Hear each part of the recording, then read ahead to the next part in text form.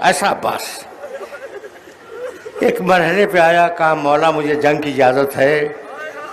کہا نہیں عباس نہیں، تمہیں جنگ کی اجازت نہیں۔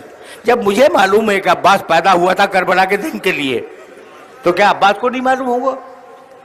سوچنے لگے کہ میں پیدا ہوا ہوں کربلا کے دن کے لیے، اور میں کہتا ہوں مولا اجازت دیجئے، کہتے ہیں نہیں عباس نہیں۔ تھوڑی دیر بعد پھر آئے، مولا مجھے جنگ کی اجازت ہے؟ کہا عباس تمہیں جنگ کی اجازت نہیں ہے، کیسے دوں؟ کہا مولا سبب کیا ہے؟ کہا کہ عباس تم میری فوج کے علمدار ہو، علمدار کو کیسے رخصت دے دوں؟ فنظر یمینا و شمالا، عباس نے دائیں دیکھا، عباس نے بائیں دیکھا، اور کہا کہ مولا وہ لشکر کہاں ہے؟ آخری جملہ، اب وہ لشکر کہاں ہے؟ کہا عباس تمہیں اجازت نہیں دوں گا۔ پلٹے ایک خیمے کے دروازے پہ بیٹھ گئے اور سوچنے لگے کہ مولا سے اجازت ملے تو کیسے ملے۔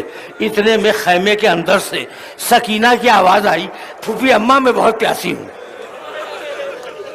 آخری جملہ تقریر کا، پھوپھی اماں میں بہت پیاسی ہوں۔ عباس خوشی میں کھڑے ہو گئے، کہا بیٹا سکینہ میرے پاس آنا۔ بچی آئی، کہا بیٹی تو بہت پیاسی ہے؟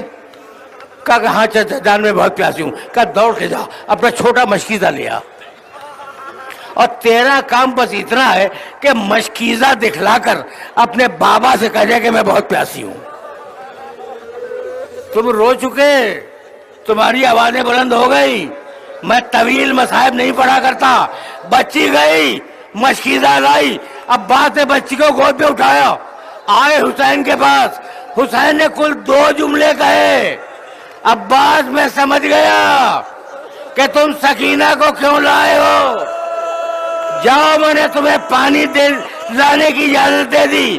یہ تو کہا عباس سے، اور بیٹی سے کہنے لگے بیٹی اب تو چچا کو اجازت دلوا رہی ہے، جب راہ کوفہ شام میں ظالم تجھے تماچے ماریں گے تو بہت یاد کرے گی چچا کو۔